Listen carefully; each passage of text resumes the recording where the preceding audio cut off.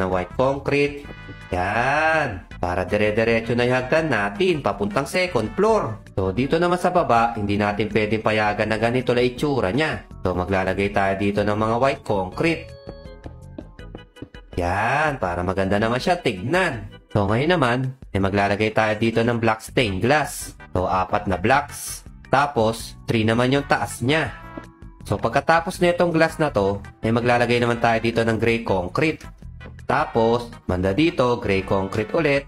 And then, isa pa dito sa gitna. Tapos, itong area naman na to, lalagyan na lang natin yan ng white concrete.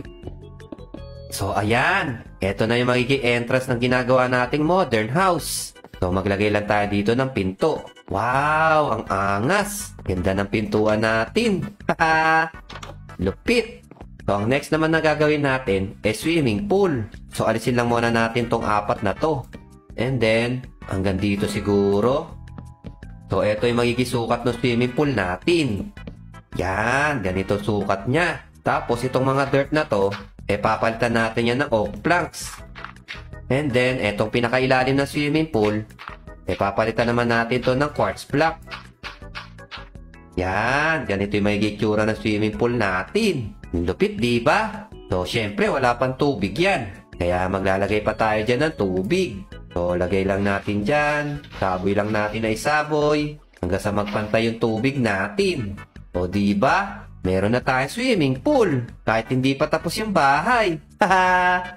Siyempre, dapat meron tayong pahingahan dito. So, maglalagay tayo dito ng chair. 1 block yung pagitan. Tapos, maglagay kayo dito ng quartz slab. Yan! O, diba? Ang lupit. Tigisa kami ng upuan dito ni Misumi.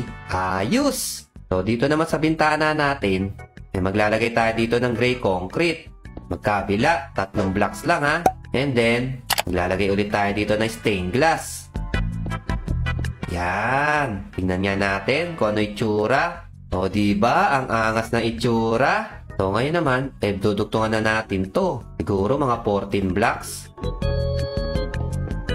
So, dapat, etong dulo nito, kapantay doon sa dulo doon sa kabila. Tapos, ang height niya is 4 blocks. Kagaya din ng mga to. So, ganito yung magiging itsura niya. Halos nabubuo na yung bahay natin. Sana kahit hindi pa natin to natatapos, pindutin nyo na yung like button dyan ha. Para alrights. So, ngayon naman, pagdudugtungin na natin tong dalawang to. Tapos, gagawin na rin natin yung second floor. So, maglagay lang ulit tayo dito ng white concrete.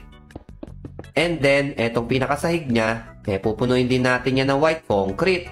So, i-click lang natin dito. Papunta siya dito. Tapos, etong part naman na to, hanggang dito, gagawin din natin yung white concrete. Yan! Ganito yung magiging itsura niya, guys. Ang lupit, diba? Nagmumukhang modern house na siya.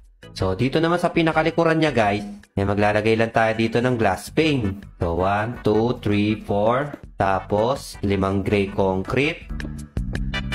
And then, 4 ulit na glass pane. And then dito sa dulo, lagyan ulit natin ng 2 gray concrete. So, yung pattern na ginawa natin na to, tataasan lang natin yan hanggang masaraduhan tong pinakalikuran niya.